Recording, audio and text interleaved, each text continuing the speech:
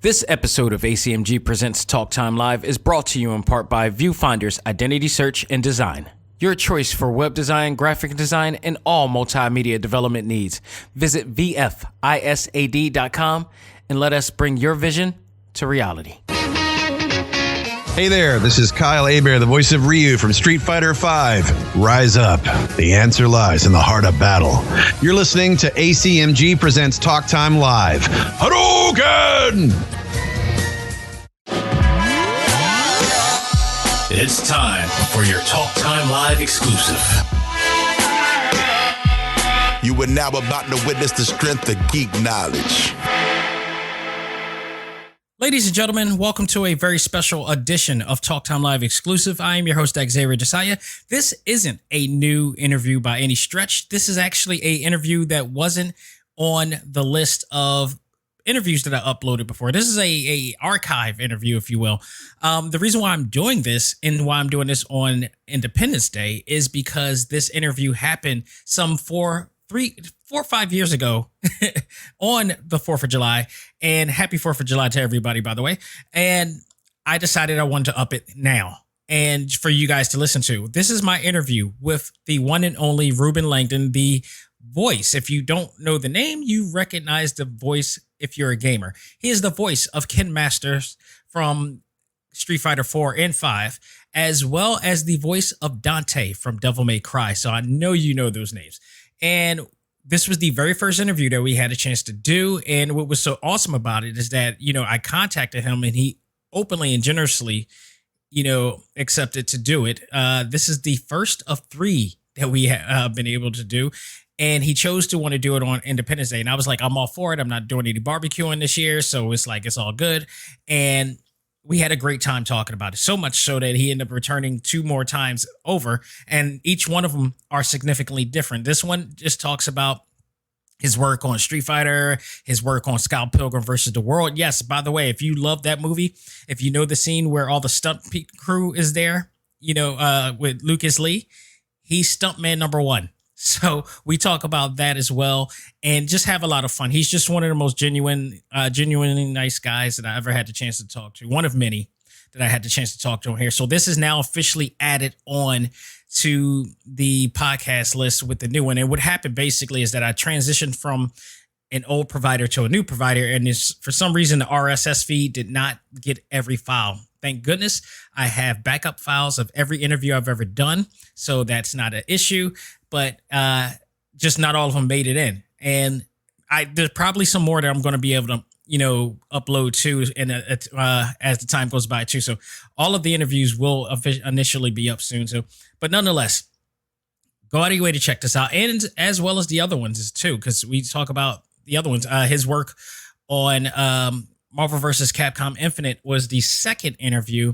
And then it was kind of segueing or leading into, because I know I talked to him about the possibility of a new Devil May Cry game at the time. And then he couldn't say it because of NDA, laws and everything. Remember when we talked about with NDAs? And then the third interview was the interview about Devil May Cry 5. So, just awesome guy. Thank you so very much, Reuben, for all the support that he's had on this show.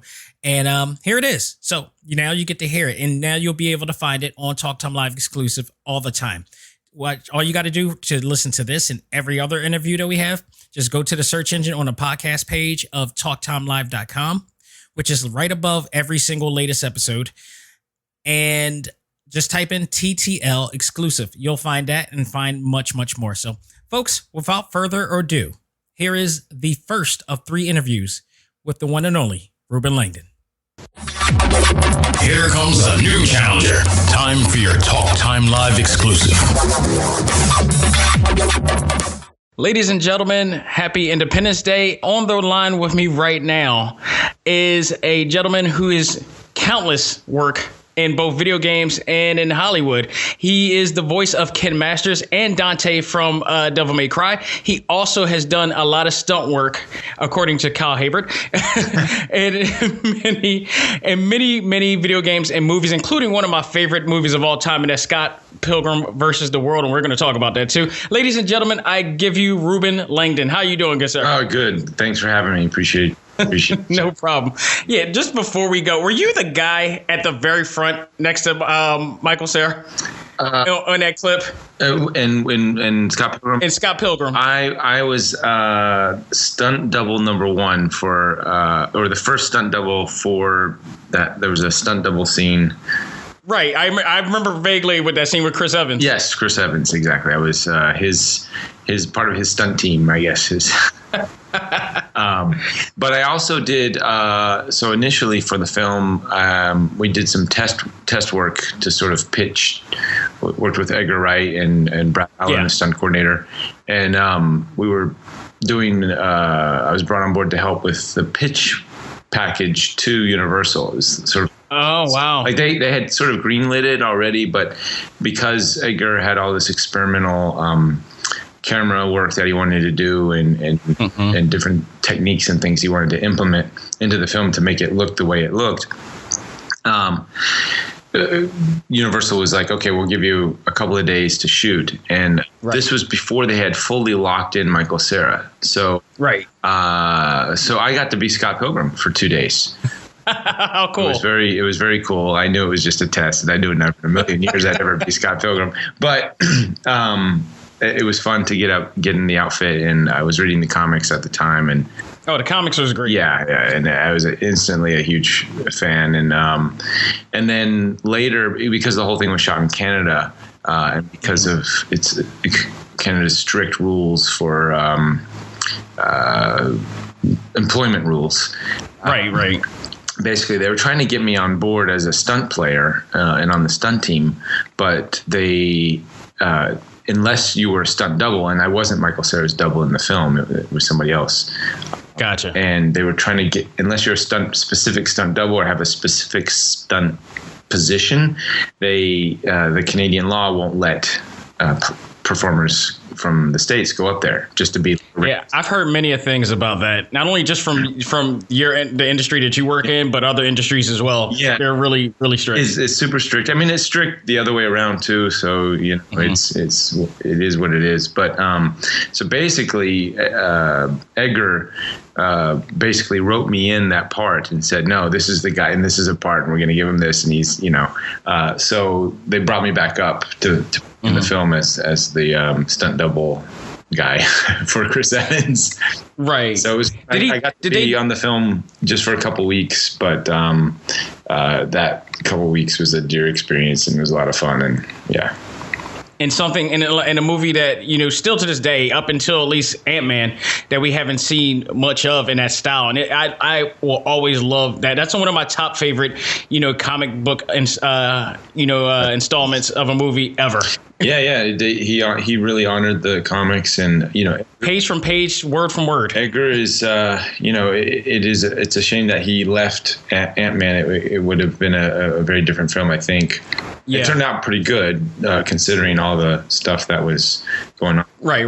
Were you also you were also along the lines for stunt work for that too. So was that also the Edgar Wright package? Yeah, that was in the beginning. I was. I was brought on to work again with the team, Brad Allen and Edgar, and we were all looking forward to doing some awesome stuff. And then there were some script issues that Edgar didn't. I guess that Marvel didn't like Edgar's script, even though it'd been approved and working on it for 8 years. They made some sudden changes, and Edgar just didn't. To be honest, what you see now, what's made to the theaters is a completely different version from Edgar's version, as well as there was another version which actually made Edgar leave the whole project. Wow. It was a horrible script. I read it. And that was sort of the catalyst to make Edgar leave. And I completely understand it based on that. But, luckily Marvel's not dumb. They've got some smart people and some good people there, and they were able to bring in, you know, a new crew and new people to really take it to where it made it now. And I think it's a pretty good film. The one. Yeah, it is. Oh no, honestly, in my opinion, there's not one bad Marvel film. I can't say whether Edgar's would be better or worse. In my personal opinion, in my taste, I would say his version for me would have been better, a lot more fun. But they sort of took it a different direction, and I think what they did with it was pretty awesome. Effects wise, you can definitely see Edgar Wright's influence in there in certain, you know, effects scenes. Yeah, especially with the fight scene at the end. Yeah, Edgar sort of set it all up. You know, all the proof of concept, the test, the action design. I had done about 4 or 5 weeks of action design testing prior to him leaving. So a lot of those original concepts and ideas and effects, the way he would shrink and get larger, and those things had already been determined and decided and set in motion. Gotcha. So a lot of that is his influence, and I'm glad they kept him on and they gave him a producing credit. Yeah, I was also happy with that too when I saw that at the end. Yeah, and I mean he so deserves it. He put 8 years of development into this, and it was really his pet project for. It's hard when you're an artist of any type and you put so much will into it, and you know to have the brass take it away for you or dissect it in the way that it's really hard to take in. I mean you have to understand the other side of the artist standpoint. Yeah, sometimes, and it's hard. It can be nerve-wracking. And you know, and Marvel's has their plan, which they've been executing since, you know, Civil War and the Falcon cameo and Ant-Man. Yeah. So that all of that was sort of coming after the fact. You know, when Edgar got on board, you know, the Marvel universe the Marvel film universe hadn't been as established and as grown and as popular as it is now. So it's hard. He's sort of working from that older perspective, and then Marvel is just rocking it with all the hits. It's a whole nother beast. Yeah, a whole nother beast. But, you know, I'm just glad I was, you know, just a peon, a stuntman in the film, and got brought on to help be a part of that. And I had a blast. It was fun. And Paul Rudd, what an awesome dude. He just looks like he's a great guy in and out. Yeah, in the initial phases, helping him, training him to get into shape for the film, and showing him some action moves and stuff. And the dude's just a all around pro and super chill, laid back guy, fun to work with, and dedicated. You know, he also, I think, was probably one of the key people responsible for making the script better after the version that made Edgar walk. Right. I think he was about to as well, but he stuck with it. And then I think he requested to get a writer's credit or to have more writing power. Oh, wow. That's really cool. And I think if it wasn't for him, that old version of the script may have still been implemented. So I think he really had a lot to say at the end of the day when it came to the writing of the film and the direction it went. Helps to have powerful friends, indeed. Oh man, and especially when they're cool. You know, there's a lot of people that aren't so cool in the industry that you're just like, you got to work with that guy. But Paul, he's just such a humble, awesome dude to work with. Always a pleasure to work with cool people. I want to go back with you from the very beginning of your path. Mm-hmm. You, it's said online, of course, and correct me if I'm wrong.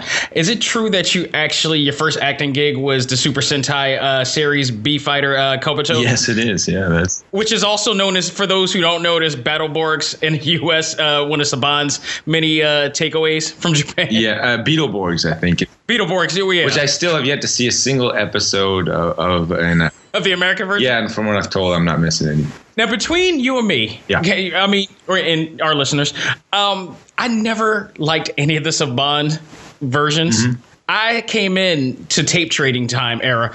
And so, you know, I watched the Power Rangers before they got into America. And it was a much more dramatic, theatrical type of feel to it. Like, it was almost something like you almost see at 8 o'clock prime time, and people did die, and, people didn't come back. And then they brought it to America, and they kind of, I guess what's the gentrified version of what you would do to a TV show. It kind of was like that. They watered it down, diluted it for the kids. Yeah. And, hence why we still have Tommy. He's the Green Ranger right now. What was your experience with it? That was my exact same takeaway. And that's the same thing. The watered down thing that you're talking about it's the same reason why when I was in junior high school, I discovered Japanese manga, and I was into all the Marvel comics and DC and all that stuff growing up. Complete nerd, I once I got a hold of manga, Japanese stories and art, I completely converted. I couldn't go back to U.S. comics. Now, U.S. Comics they've obviously now we have the Marvel Universe and DC Universe has expanded the way it has, but I couldn't get past the tights. I couldn't get past the all the dyings and coming back to lives, and it just became sort of watered down ridiculousness where the Japanese stories had a beginning and an end. And trust me, there's a lot of ridiculous Japanese stories, but at least for someone growing up at that age, I actually got to see, characters have emotional problems and issues and deal with life the way in evolution and dealing with it in a way that I was still dealing with it as a junior high school kid.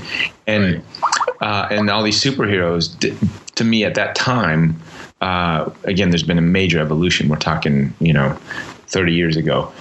Right. And there's been, back in the day, it was just very watered down and stuff. So same sort of thing with the so-called quote unquote kid shows in Japan.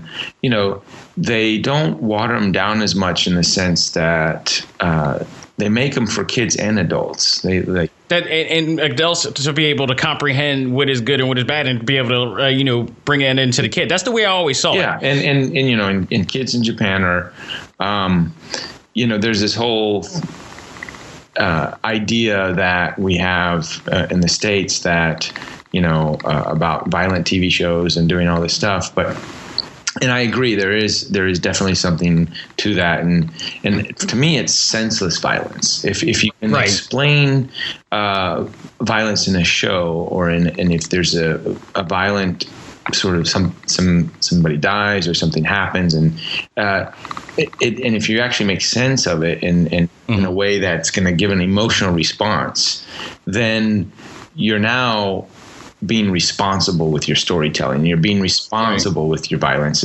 I know as crazy as that sounds, violence is just not responsible at all. I think a good example for that would be Joe the Condor in Battle of the Planets. I don't remember the Gotcha Man. Man, but I don't remember the exact setting and the characters. And he died actually, I believe in the movie version. Okay. And it really, really was a sad, dramatic, adult, mature type of death. Right. Going in there that I didn't even know until I watched that version. That was never in the, of course, again, American version either. Well, for me, it really shocked me when I was watching Robotech. Yes. The Macross saga. And Rick Hunter, and with Rick and Roy Fokker. I remember Roy Fokker died, and not only that, he had there was sort of like a interracial relationship going on. That was one of the first ever, if I'm correct. I don't know at the time. I don't know, but at that time, growing up, I'm like, okay, this is cool. You can relate. In having real characters that fall in love, do these things, of course they have, they're fighting big giant aliens from outer space, but the characters, and then, he came home, he came to, I guess have a date and he dies on her floor and she's devastated. And watching that as a junior high school kid, or even elementary, I think I saw that in elementary school. Mm-hmm. I teared up, and I remember, okay, well, Rick's got to, or Roy's going to come back. You don't just, no, it's not, that doesn't happen in cartoons, right? Right. You can smash them, you can beat them, and they're always going to come back. And he never did the rest of the series, and I was just blown away. And that really, you're still waiting. Yeah, still waiting. So that, don't worry, we're all doing that for Optimus Prime too. So, and that made a huge impact on my psyche growing up. And I think what it does is it shows that there is consequences to the violence, where a lot of, I think, especially again at the time, these superhero characters, every time they die, 3 issues later, they're back to life, and you don't appreciate life as much, I think, and you learn a different set of values. And I think that's when you do that, you can sort of justify the violence in a way, even though there's really no justification to violence. But and that goes all the way to more recent times, to one of the most violent video games ever that I've worked on, that's also come out, is The Last of Us.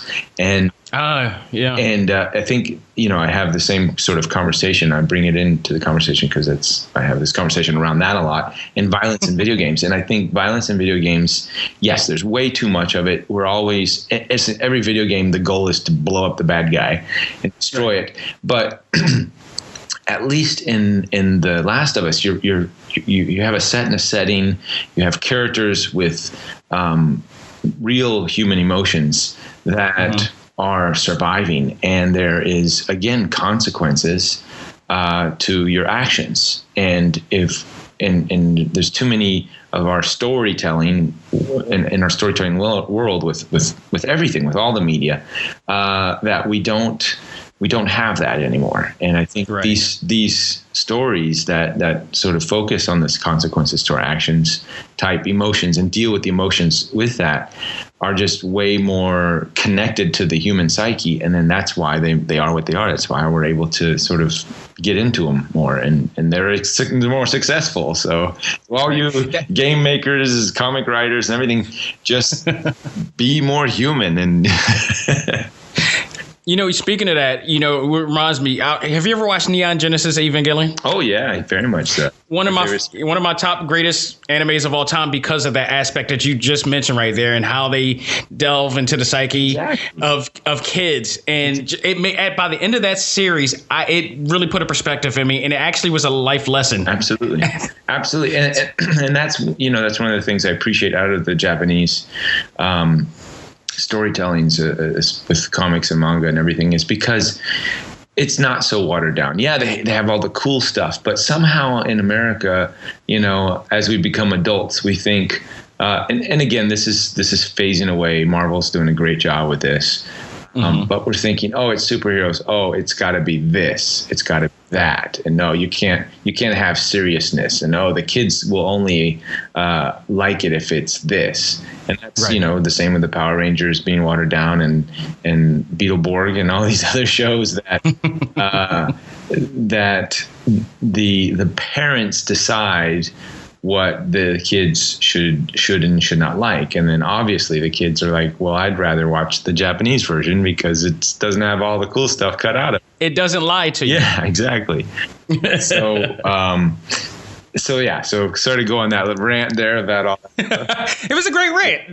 Good stuff. But how did you actually get the job at for that show? So at the age of 19, I on a whim, sort of, kind of. I guess it wasn't really a whim because it was very planned out for many years. But I wanted to go to Japan. I didn't know how. I had no idea. I fell in love with Japanese comics, Japanese storytelling, culture, martial arts, everything.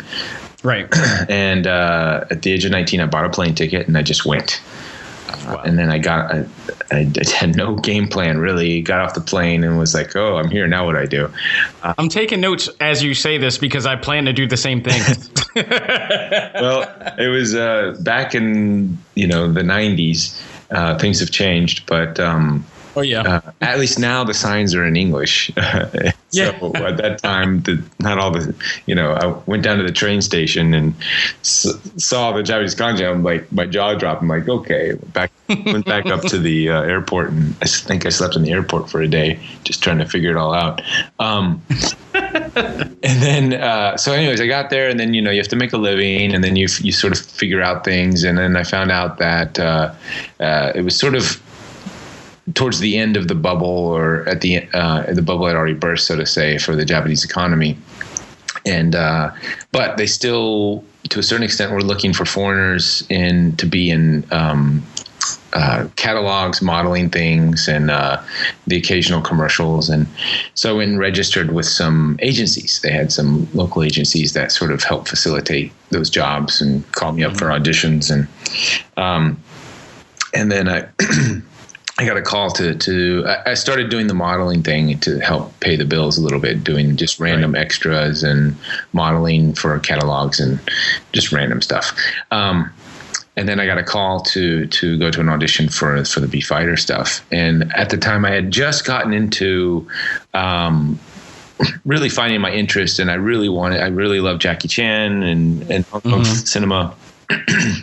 As well as the manga and also Sentai and Tokusatsu. Right. I was getting into that. I'd sort of got into it a little bit before, but was kind of into it. And then I started training in gymnastics and martial arts when I was out in Japan. So when I got called for the audition, I was like, wow, this is right up my alley. I'm into all this stuff. How convenient. And I already knew, I knew the Kamen Rider pose and from the original Kamen Rider pose. Right, exactly. So I got called the audition, and then they were like, oh, okay. And I said, well, yeah, my Japanese skills were sort of minimal at that time. I didn't really have much, but and I went to the audition, and there's all these super fluent other guys there, and I'm like, oh, I'm not going to get this. This is ridiculous. Why am I even here? Because all the dialogue was in Japanese. Right. And I said, well, I'm doing some Aikido, a little bit of a karate, but I could do a transformation pose. And they're like, what? A henshin, I could do a henshin pose. They're like, what? I'm like, it's from Kamen Rider, it's not from B Fighter, but and they're like, oh yeah, well, show us. So I whipped out the old school Kamen Rider, henshin pose with the belt. And they were like, oh, that's very nice. Okay.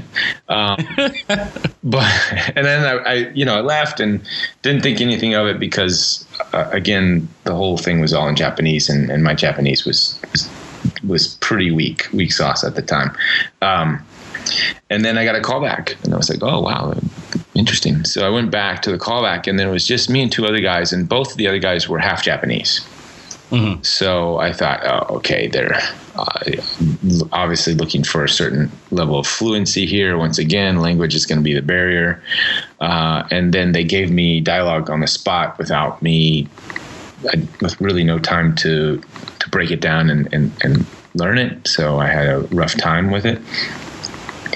But then my agency called me back a couple of days later, and they said, hey, they really like you. I think they're going to pick you. So I'm like, sweet. So that began that saga. And it was a lot of fun. I learned a lot. I became fluent after the series, really. During that series, right. All my scripts were in Japanese. I had to break them down and translate them all. And was that basically a bunch of assimilation of just being in the culture itself? Yeah, that was it. That series really sealed the deal on my Japanese level. I didn't have any translators on set. Right. All my interaction with all the staff and everything was all in Japanese. So when I got my scripts like a week ahead of time, I would my agency would help me break it down and translate it with me together. Right, sort of break it down. So that was the only real English speakers that I had around me, and then I had to learn my lines and not only my lines, I had to learn everybody else's lines too, because again I wasn't fluent, so I had to sort of know what they said, know what my response was, give the right emotion back into it, and sort of The nonverbal communication, the context, stuff like that. And understand the story. So I could, if you don't understand the story and understand the other people's lines, how are you going to deliver your lines in the right emotional response? Mm-hmm. So it was a huge learning experience, and I'm so grateful for everything, for the whole thing, and it really set me on the path to where I am now, because I had that experience, and I really decided that I had so much fun. I remember my first day of shooting, I was like, I'm getting paid for this. This is amazing. I'm like, this is it. I'm going to be doing this the rest of my life. And to some aspect, I am. I'm sort of been putting on the spandex, the motion capture suits. I worked on the U.S. Power Rangers. I feel like I'm still, fighting the bad guys, zombies or whatever it is, now with all the superhero movies, we're all still, putting on a costume and beating up the bad guys. That seems to be my life story. Right. Now, before I get to the fighting game portion, because I do want to get down with fighting games with you, sure. As well as your martial arts background too, I wanted to talk about you playing two of the most iconic characters that Capcom has to offer in video game industry. That be Ken Masters and Dante. They recently just released the long-awaited story mode for the Shadow Falls for Street Fighter V, and I gotta say I loved it. Every bit of it. You guys all did a great job with it. How did you come along with, getting both of these parts, both for Dante and for Ken? Because these are guys that just, Yeah. No, I more than anybody. I'm super honored just to fill those shoes. I am so grateful, and I love. A huge fan of Street Fighter, huge fan of Capcom. Before I even went to Japan, I was an avid Street Fighter 2 player, and going to the different arcades, and also when they still had arcades, and then also at 7-Elevens, they would have random Street Fighters all over the place, and I used to seek, I grew up in Atlanta, so I would drive, me and my buddy after school would drive around and seek good competition. So we'd go to all the different malls and sometimes driving for an hour or two just to get to a game center where there was some decent competition. And Ken was my character. So that was coincidentally. So I've always made this joke. Capcom's just paying me back for all the money that you put in. That I put in. It was an investment. Well, the question is, here's the funny thing, because me and one of my co-hosts actually spoke about this, because me and him are big fighting game fans too. We mentioned the April Fool's joke that Electric Gaming Monthly put in a long time ago. Do you remember that, or have you heard of that? Remind me. I vaguely. It sounds familiar. What remind me? It was the reason why Akuma was created. They put in on their magazine a way to get a character called Shenlong. And in order to get to Shenlong, you had to go through every single stage without getting on perfects. And then at the end of the stage, you had to go through M. Bison without getting hit, and it had to be a draw, which is like the most impossible thing you could ever do. And what they did was they kind of, before Photoshop was ever a thing, and this was in the 90s too. Okay. Before Photoshop was ever a thing, or at the time Corel Draw, whatever they were using, they put in this pixel perfect version of what it looked like a hidden character that would come out, beat up M. Bison, and completely dominate him, and then you fight this character. Oh. So in respect to this, every gamer who was fooled by this and didn't see the April Fool's copyright at the bottom decided to munch more quarters into the arcades. They made about almost over $10 million in quarters because of this. Wow. Wow. Now, and it wasn't starting to ring a bell now. I vaguely remember this. Yes. It wasn't Capcom's fault either. And then because of that, Capcom decided to thank us by giving us Akuma. Ah, there we go. All right. So the investment paid off.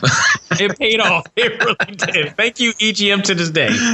So you never got into that. You never found out about that at all. I remember something like that. What year did that come out? Because I may have already been on a plane. It was definitely probably, I'm thinking early 90s. Yeah. Definitely early 90s when Street Fighter 2 was really hot. Yeah. No, I went to Japan in 94.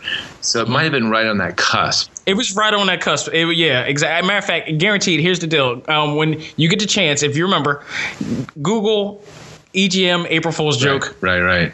It'll come right up. It's legendary. It literally started the whole entire April Fool's joke online thing. Interesting. To this day. Interesting. Well, I remember arriving in Japan, and I didn't have to go far to get good competition. There was game centers everywhere, and everybody was so good. But I also I was able to hold my own in Japan, and I remember all the guys there. And that's stiff competition over there. They were like, "Oh, this white guy's pretty good." So, were you ever considered gaijin at all? Yeah, they would say gaijin. Yeah. Kono gaijin sugei na. And I would just smile and just keep on. Never fails. So no, I had a blast. Street Fighter still to this day is probably my favorite video game, and absolutely, and yeah, I have a lot of fun with it, and the character too. I haven't seen the storyboard mode yet. I've been too busy on other stuff. With your schedule, I don't think you got enough time, but that they do have it in sections. Well, yeah, I'm looking forward to sort of sitting down with that. And the thing when we recorded it is we couldn't see any of the animation. It was just they had pre-recorded the Japanese dialogue, and we had to match the length of the Japanese dialogue. So that's why the mouths probably don't match when you're watching it. I haven't really. Well, that's common custom for anything Japanese and American related. There's a lot of. It depends. I think for Metal Gear though, they actually went back and animated the English lip flaps for the. Oh wow! For English, so there's a better match. They had Japanese animators doing it, so it wasn't non-English speaking Japanese animators doing it. So right. So it's probably off in some places, but still better than say the Street Fighter, because I think they just did one pass on the lip flaps, and then that's why when we recorded the English, we had to try to really match the beats and the length of the the Japanese voice, but. Which is a norm in anime in general. Yeah, and there's kind of like that. But so, anyways, we couldn't. There was no finished product. I had no idea what it was going to look like, and I've only seen a couple quick glimpses because of my busy schedule of the story mode animation, and it looks awesome. It's like a full CG. It's the Street Fighter. I think me personally, I was waiting for the longest time. Yeah, because when we did the first Street Fighter 4. I guess the cinematic, so to say, it was all animated from traditional anime style. Plus the little bit of cutscenes that they had. Yeah, the little cutscenes, which are almost like still pictures sometimes. They had no budget, so it was right. That's a hell of a no budget. Yeah. I mean, they put it where it should have gone into the. They accentuate the positives and hide it and hid the negatives. Yeah. But luckily with 5, they had that story mode. So I'm really looking forward to it. So yeah, I'm a huge fan. And Capcom has been gracious to, call me in on specific auditions. Actually, I got the Street Fighter. So I have a bit of a personal relationship with Capcom through my company and my business partners out in Japan. And we've been working on the Resident Evil series and Devil May Cry, and so there's somewhat of a personal relationship there. But then for Street Fighter, I got it through a whole nother thing. I got called in for an audition. They're like, "Hey, you want to come into this audition?" I'm like, "Yeah." They didn't tell me what it was for, and then I had to sign an NDA just to go to the audition. I couldn't even tell my friends that I went to a Street Fighter audition. I was peeing my pants at the audition. That's the same. Actually, that's the same story that Kyle Haber gave as well. So I was like, "Oh my god, that's so cool that I just went to the audition." And then they called me up and they said, "You got the part of Ken." Then it was just a full soiling of everything. Everything came out from all ends, and I was.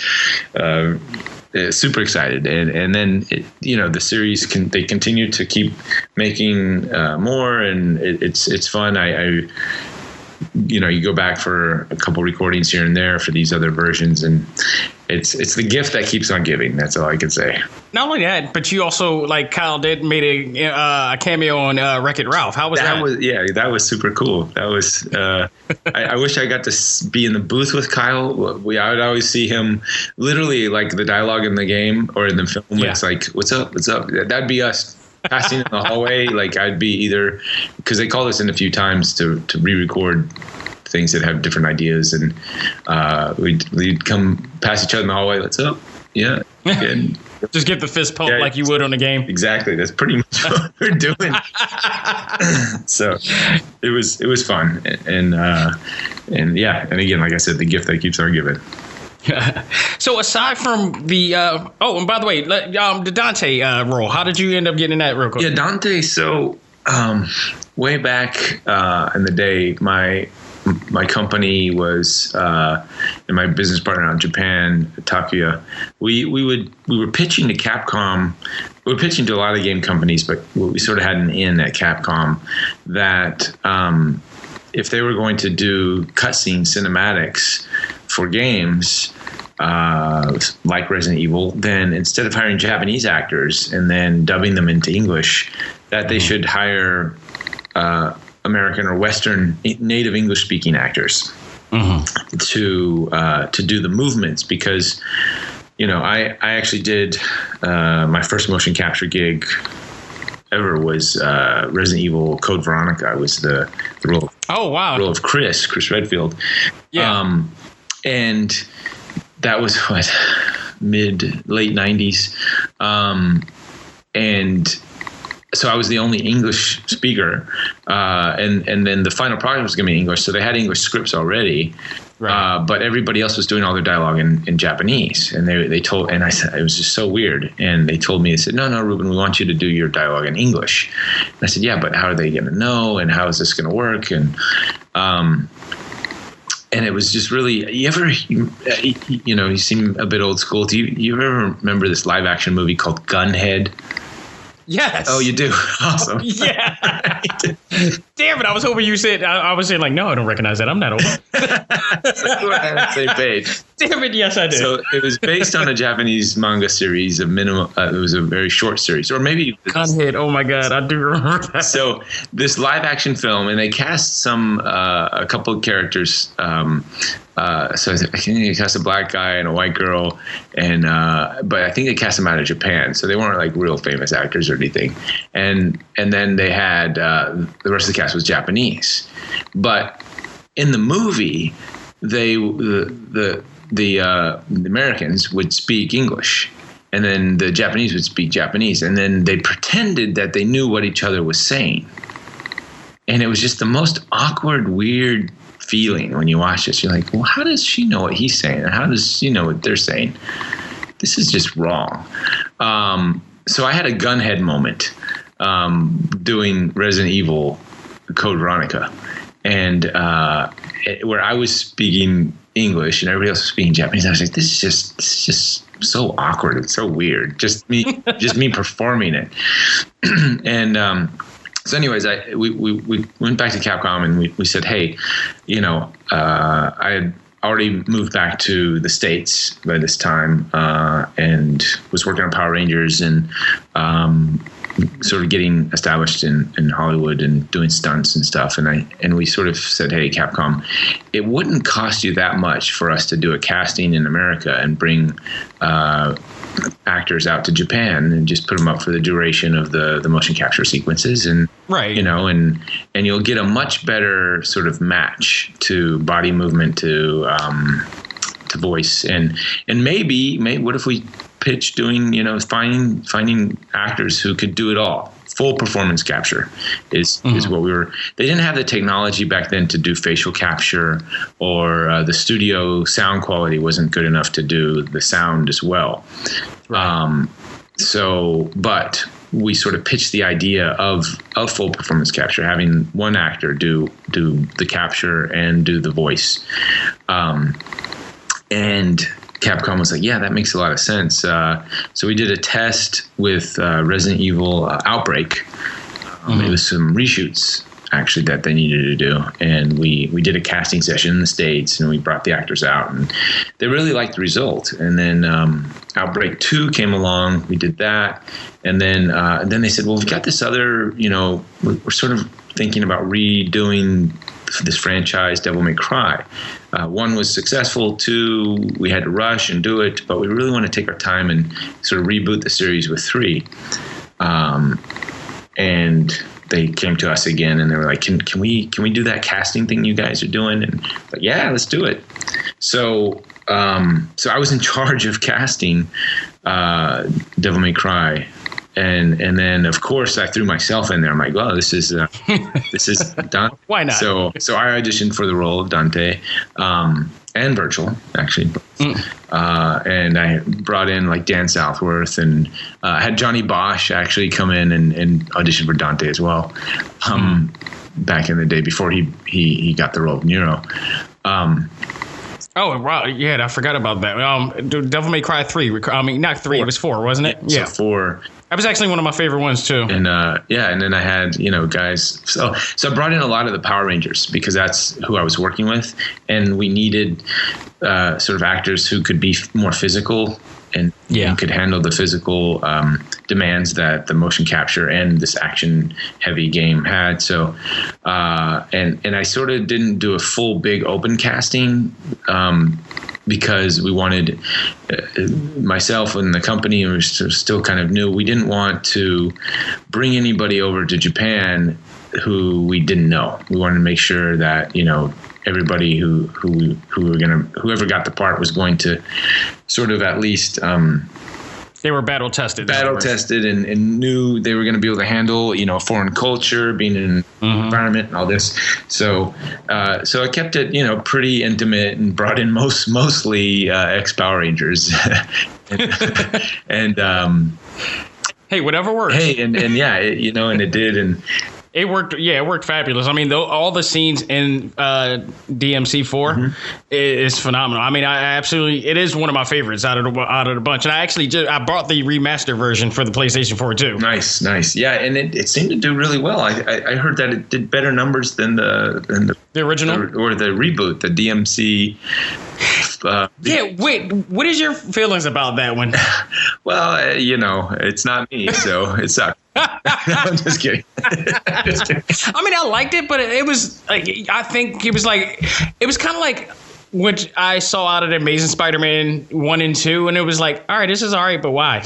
Yeah, I like the gameplay. I thought the gameplay and the controls were definitely an upgrade over the others. Right. But then it would go to the story mode, and in Dante, the character, it just was such a far stretch from what we had come accustomed to. Honestly, I felt like I was watching Supernatural. Yeah, it didn't. Yeah, exactly. It didn't. It definitely was not. They shouldn't have. It was a different game. It was a different. Yeah. A different. And I know that's what they were trying to do. They're trying to reboot it, and they thought, oh well, maybe the audience will like this better. But if you if you got something that works, why mess with it? Why not just improve on what you have as opposed to go down a whole nother path? People did not like Devil May Cry. No, it was a really good game. They liked the game, they liked the characters, and why would you mess with that? Then I guess that's my big thing. If it's not working, sure, yeah. Devil May Cry 2 didn't work, and it wasn't. The numbers weren't there. They rushed it, and they were like, okay, so we're gonna essentially 3 was a reboot. That they were going to, go back to when the character was younger, and we're going to bring in, and add. Actually, we helped to find Yuji Shimomura, who was the action director and the cinematic director for the cutscenes, and it was kind of his style of over the top craziness. And they did, they did it. It worked. People loved it. So. It wasn't broken. When we finished with 4, Devil May Cry 4, everything still worked. People were happy. Why change it? So that was my big argument with Capcom and the reasons for doing that. And who knows? Somebody got an idea, and it went. And then it just kept going. Right. But then, then it's released and the numbers are shown and people see it and they're like, yeah, it's not really Dante though. It's not it's not the character that we fell in love with from the series. We respect it, but at the end of the day, yeah, exactly. we wanted that white hair guy. Exactly. And then they brought in, they said, well, let's do this special edition reboot to see where we're at.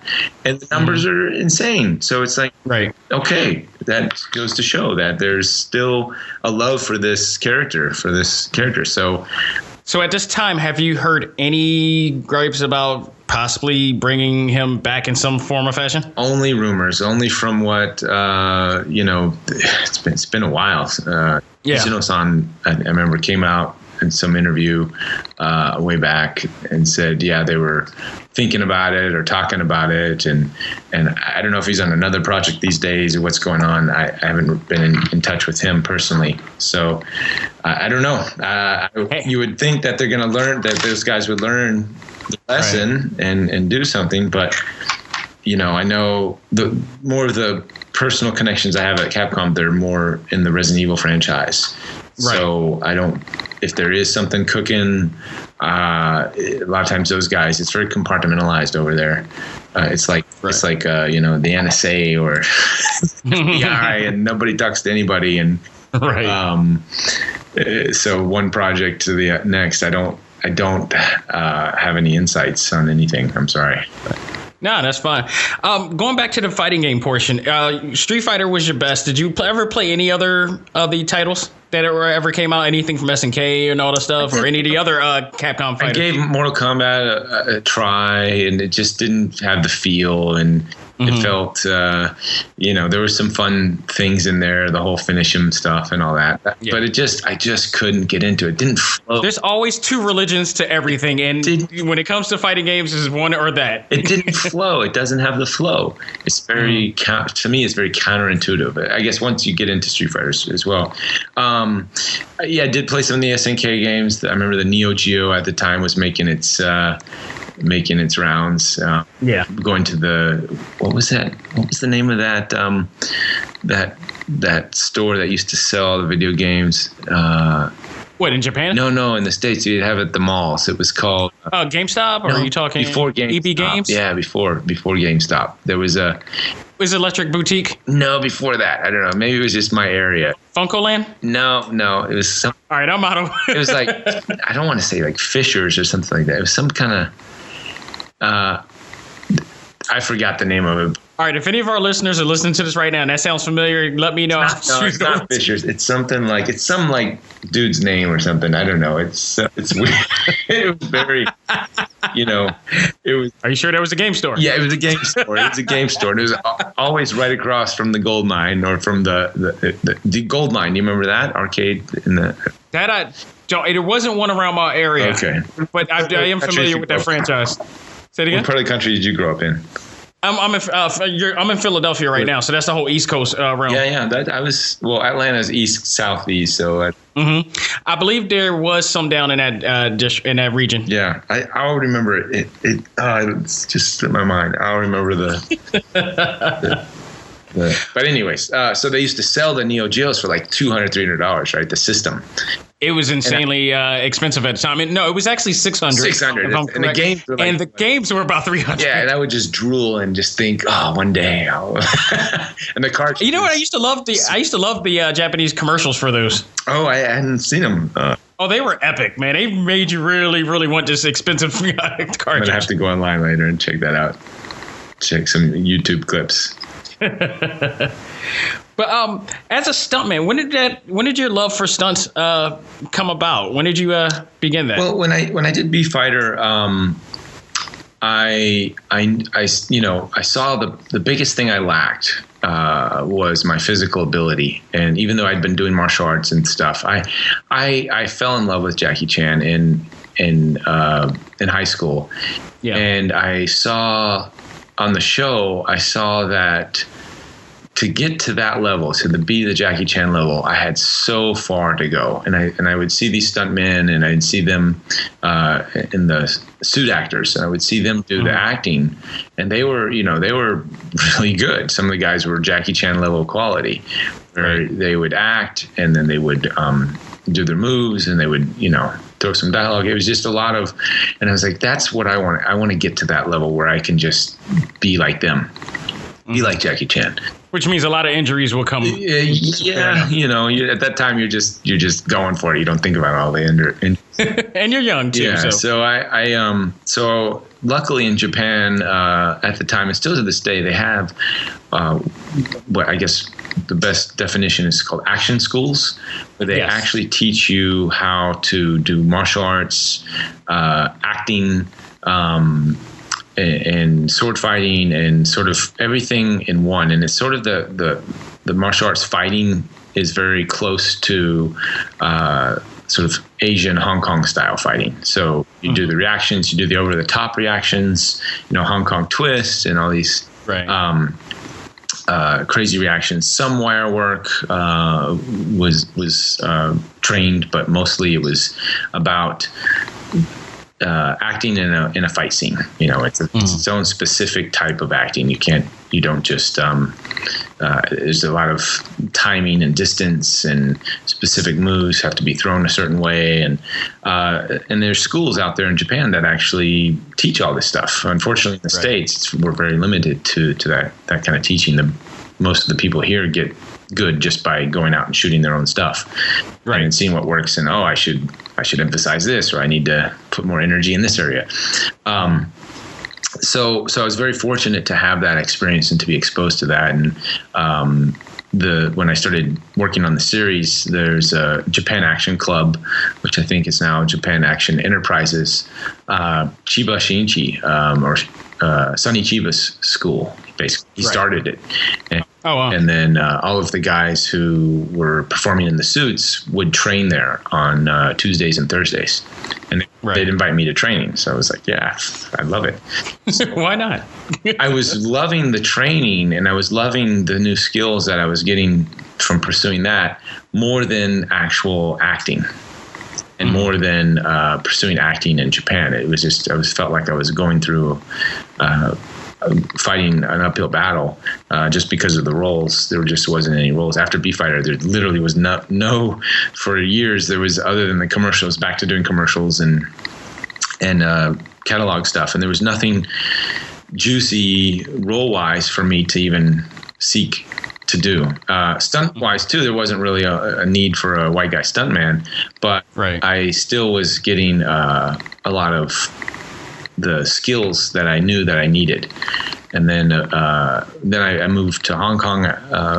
After a couple of years, I went down to Hong Kong, and I was sort of checking that scene out, and sort of came across the same thing. There wasn't really, the only white guys they were looking for is just like a bad guy. And I was kind of young and had that boyish look, and I didn't really have that bad guy look at the time. So it was another uphill battle.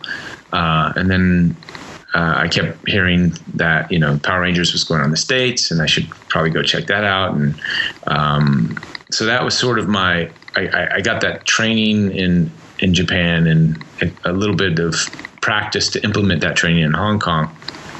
And then when I got to the States, I went to Power Ranger set, and right away, all of the stunt guys were like, "Oh, we could totally use you. You speak when you speak Japanese, and you have become liaison at this point." I could communicate with the team, and two, I'm a white guy that I can double other white guys, where they always have to throw a wig on those guys, and there was more white guys to double and do stuff for in the States than there was anywhere else. So then I was sort of invited to come and be part of the Power Ranger stunt team. Did you also learn your martial arts discipline during those times too, or did you already have it before that? No, I didn't start my martial art training until I moved to Japan, until I was 19. Gotcha. And so I was just a nerd up until then. I just geeked out over all the stuff and never physically. Or you could be considered an otaku at this point, right? I was definitely an otaku, yes. That would be the more proper, so people who don't know what otaku is, but I'm sure your audience does. I was full-on otaku, and I, on my free time, I'd hang out in Akihabara, and you go, this was before the maid cafes or any of the stuff that they have now. Now they've got like owl cafes. Oh my God, it's crazy, the stuff. I would just go and just drill in the streets over the cool figures, and then go to the game center, of course, and play Street Fighter. But so my stunt career really didn't start until I worked on Power Rangers, and then I was part of the stunt team. And every day we were, it was different. You're a bad guy, you're a monster this day. Sometimes when they had the reunion episodes or they needed an extra blue or red ranger, I got to wear those suits, and that was kind of fun and cool. But most of the time I was just a bad guy or doubling for one of the actors before they transformed if they had some stunts to do. And that's where I was able to put a lot of the things that I learned to practical use, and I really got to understand the stunt world. And yeah, it just went from there. And I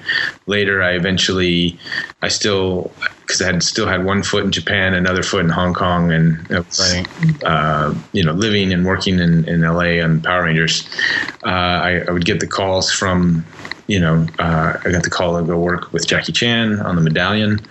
And so, oh, really? Yeah. Actually, that was one of my faves of his. Oh, really? Yeah, it was one of my guilty pleasure faves. It was. Oh, wow! It was such a challenging film. It's a lot. It was just. I don't know what it was about the movie, but it just felt like I need to really like this. Yeah, I don't know. You don't need to like it. I don't know why. I don't know why. It was something about that medallion, especially. But yeah, that was my first opportunity. Well, not first. Actually, I did a little bit of behind the scenes help on Jackie Chan my stunts. That was my first time really interacting and hanging out with Jackie, and then Rush Hour. I didn't work on the Rush Hour films, but I was sort of, again, had friends with a lot of the stunt teams and hanging out with Jackie and the crew on Rush Hour 2 behind the scenes. And then then I got the call to work on Medallion. And yeah, it was cool. It was a great experience, and every other experience I had sort of prepped me and prepared me to work for to get the next step. And then all of that combined, by the time I got onto Avatar, I felt I had worked with the best, until I worked with James Cameron, who was the best.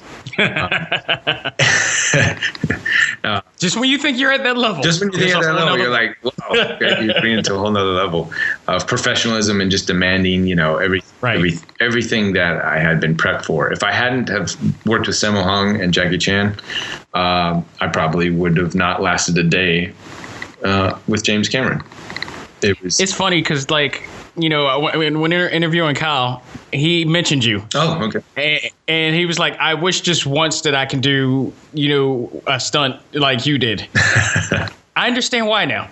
Well, at the same time, hearing all of that you're doing to get to that point is like, Yeah, it's definitely, it didn't just happen overnight. There's definitely years of training, practice, and patience, and step-by-step relationships of going into all this. And I just feel that, I've been blessed to sort of follow my passions and my joy and never give up on that, and never throw in the towel. And then, and that, I think that persistence, to never give up, and it just leads to one thing to another. It's really funny, and I'm glad that you absolutely said that, because I constantly say that a lot to people that I know, and people that are want to go in the similar path that you and I are going or have been to, or something like that. Whereas that some people just, you said it best, throw the towel early. Yeah, there's no need. It gets frustrating, and we have all these external circumstances that are sort of telling us we can't do this, and yes, and if it's not just a situation, but people and other, sometimes our close family and friends are like, you really shouldn't be doing that. Oh, yes. And it's like, well, who are you to say what I'm supposed to do and not do? Obviously, if I'm causing harm to anybody, then that's not harm to anybody or myself, then that's not cool. That's not kosher. But hey, if I'm just following my passion, if my passion happens to be something that you don't understand or it's way off from what you're used to, that's okay. I'm not causing any harm. I'm doing what I love, and I'm gonna continue to do it. Absolutely. And that, as long as we continue to do that, it leads to the next thing. It always does. And if you can never have that opportunity to work with James Cameron if you don't go to that martial arts class, and train and put yourself under the, and work in those ways. And you may not see it because it took a decade to get to that path, but it starts somewhere. And as long as you're following your passion, and I say, and I'm sort of quoting somebody else here, but as long as you're following your passion, and out of all of the available choices that are made to you in that moment, choose the most exciting one, the best one of all the choices. They're never settling for second best. Absolutely. And can I add also, if you just absolutely have fun and love what you're doing. Yeah, absolutely. Add it to that as well. Because that's it. That's following your joy. Yeah. And absolutely. And it leads to the next thing, to the next thing, to the next thing. And by never settling second best, you're never settling, because if you settle for that second best, you're going to get the second best choice. And that's what you wanted, and that's what you're settling for, and at some point, that's what you wanted, that's what you get. Exactly. So let me give you two more before, and we'll go with the plugs. And thank you again this has been absolutely a pleasure. Oh, it's fun stuff to talk about. Pretty much, this is probably my best 4th of July ever, thanks to you. The fireworks are happening here, people. I just want to point it out. Oh, very cool. You are a martial artist, so I just want to know: are you a mixed martial artist fan? I am a fan. I don't watch it as much. I mean, I do if UFC's going on. They have become really overbearing with their with the amount of content they're providing. First of all, I'm not like it. I don't feel like you're the only one. I don't follow religiously, but I do. I caught I think I missed the last UFC. I saw the one before. So every now and then, I'm with the big fights. In other words, the big fights. Yeah. Are you going to see 200? I'm sorry. Are you looking forward to 200? Sure. Yeah, I probably. I don't know. It depends. I don't know who the lineup. That one's Brock Lesnar versus Mark Hunt, and that is also John Jones finally trying to get his title back from DC. Okay. Very cool. Yeah. No, I will. I don't know all the players involved and all that. I've sort of lost track. I was a big fan. I used to go all the time. Not to the fights, but when I lived in Japan, I went to Pride. Went to Pride and. Oh wow! And there was a number of. Different ones going at the time that are all sort of falling apart, but Pancrase and all that, Pancrase. But yeah, I definitely, I used to train in BJJ and sort of injured my knee a year ago, and I've been away from it for a little bit. But I'm looking forward to getting back into it very soon. But yeah, it's a lot of fun, and still training. You never stop. There's always something new to learn, always something new to do. So I like that a lot of shows and movies are now implementing BJJ. Yeah. A lot more. It's, and I think we've seen, it's all about what the audience has seen and what they're used to. And we've seen a lot of the same old,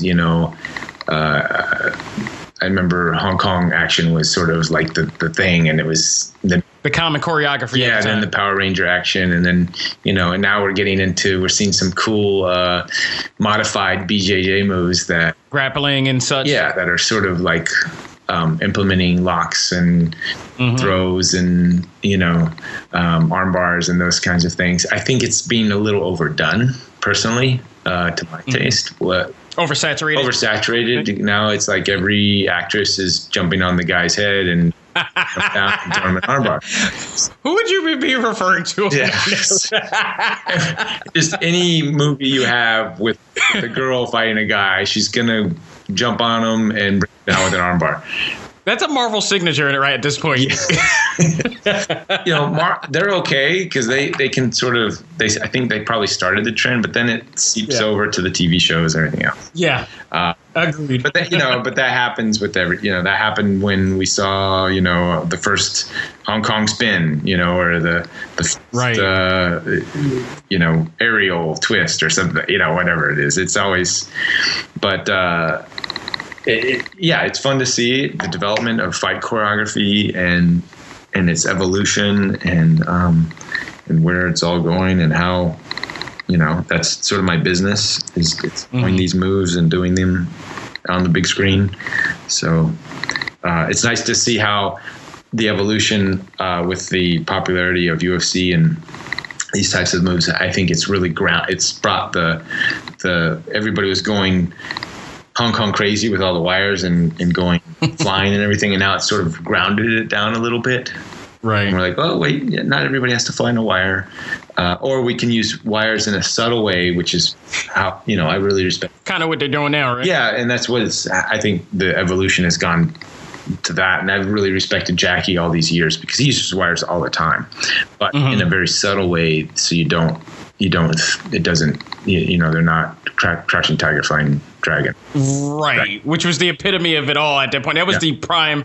At that point, it was like, okay, we need to tone it down from that point. They got it. They only did it. Don't do it. Don't anybody else do it. Yeah, exactly. And I it's a beautiful movie, and I love the choreography in it. And I think they did.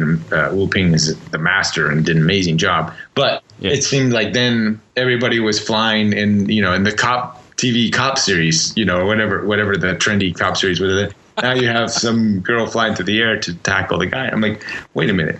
Are we in Crouching Tiger or is this? Right. When did this happen in New York? Exactly.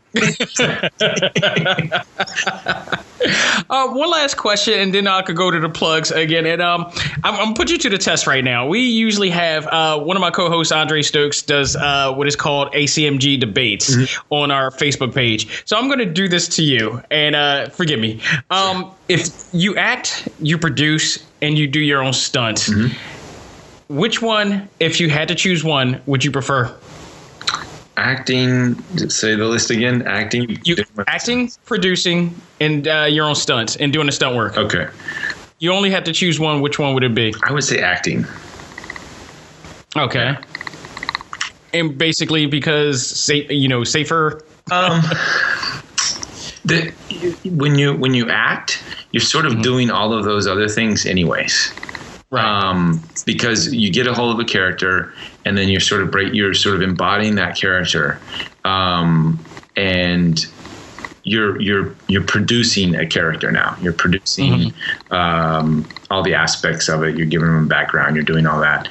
You're creating the development of that character per se. Exactly. And then as far as doing the stunt work, if you can perform. If you're not besides yourself and Tom Cruise, yes. Right. Well, yeah. Well, like what I've noticed even in roles, sometimes I'll get cast as something, and then maybe they don't really know about my physical ability, but then they're like, oh, well, if you can do it, then you're going to save the production money. And depending on how dangerous and all that stuff, but the more you can do, then the less they're going to have the stunt double anyways. They may have a stunt double just in case, right. But that you're going to get more screen time and more everything if you can do that. So you sort of already, it's a given that you will do your own stunts if you can. Right. So you're already going to, depending on the role, obviously, if it's a physical role, you're going to have a physical role, you're going to do stunts. So it seems like I think acting is almost the all-encompassing of all of that. Good choice. Very well, as you said. So, Reuben, thank you so much for just taking the time out and just talking with me about your career and everything that you're doing right now. And it's been a blast. It's been absolutely a blast. And I do hope that we can possibly have you on in the near future. Sure. Anytime. We can find a crack in a hole in your schedule. Oh, give me a couple months. I got to get this project I'm working on now. Get it done. Not a problem. I think this episode will last quite a bit. Awesome. Very cool. Thank you so much. Now, right now, if you don't mind, you could tell us where we can follow you, what you're doing next, and where to go from there. Yeah, my website's Reuben Langdon, my first name and last name.com, and I'm always posting news updates and con appearances and that kind of stuff. I have a couple links on that site to a couple other side projects I'm doing when I'm not full-time on set. I'm a documentary filmmaker, and I'm working on a couple series. I'm working on a series right now called Interview with Ed, Extra Dimensionals, and I sort of seek out these otherworldly phenomena and ETs and extraterrestrials and extra dimensionals, and sit down and try to figure it all out, figure out our universe and what's going on here. That sounds like the very Taoist thing to do. The Taoism comes to play in quite a bit, actually. I can hear it in your tone and your voice. And a matter of fact, your emails have the Bruce Lee quote in there anyway. Yes, they do. Very cool. So thank you again for everything, and best of luck to everything that you're doing right now. And thank you so much for being a part of Talk Time Live and the ACMG brand as well. So guys, that is it for now. I hope you guys enjoyed it. So on behalf of myself and Reuben Langdon, this is ACMG Presents Talk Time Live. We are out of here. Happy 4th of July, people. Take care.